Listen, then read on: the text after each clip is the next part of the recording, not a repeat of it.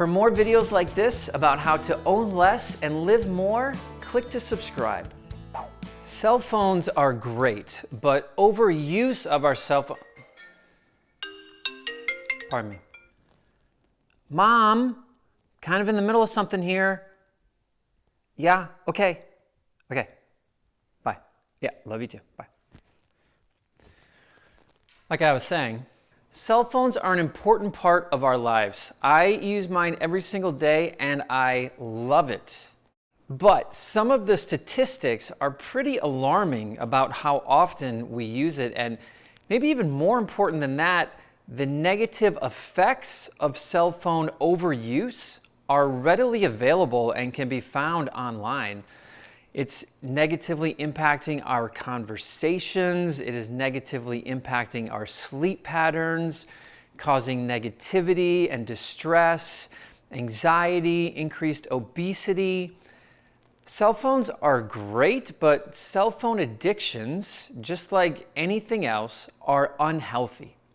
And probably without even looking at the studies or the research, most of us know that we already use our cell phones too much. As a matter of fact, you're probably watching me on your cell phone right now. How wonderful is that? Let me give you 7 ideas to overcoming your cell phone addiction. Number 1, set your phone aside 1 day a week. Tammy Strobel at rowdykittens.com was the first person who I ever learned this from. She still does it. Every Saturday, she puts her phone away. Just choose 1 day where you don't need it for work, and set it aside and just get used to using it a little bit less on that day, or entirely none whatsoever on that day. Number 2, a bit more extreme, but the one that I've used the most often to reset my cell phone usage is choose a 30-day period to go without at least many of the features of your cell phone. So twice now, over a period of 30 days, I have taken my phone down to simply phone calls and texts, gotten rid of all the other apps, all the other features, and I just use it to make calls or text, you know, the design of a phone. When I come back after 30 days, I'm always happy to get back some of the apps and some of the features, but my usage has always been reset.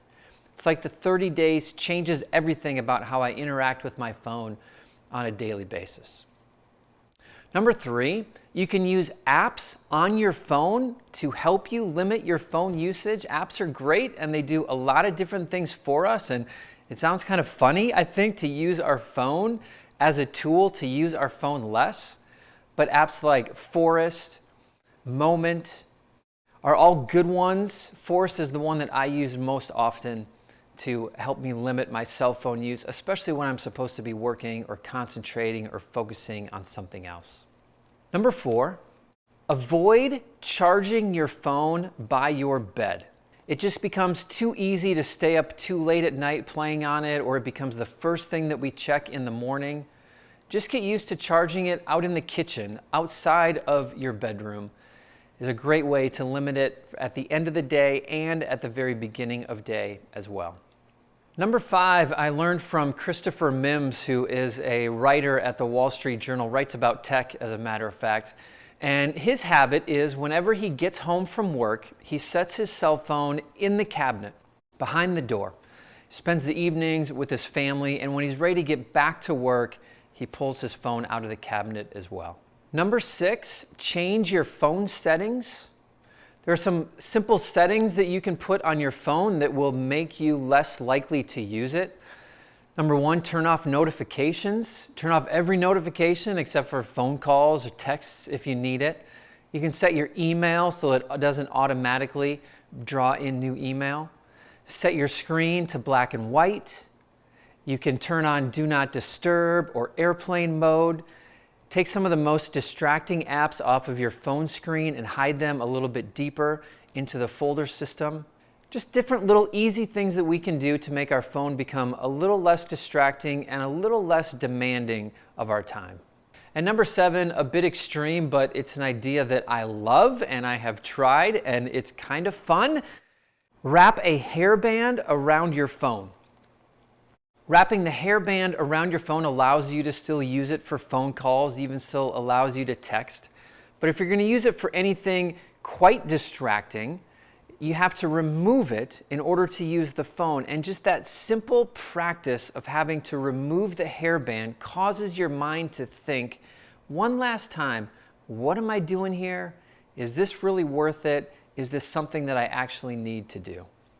Like I said at the beginning, I love my cell phone. I use it every single day. But overuse is not healthy.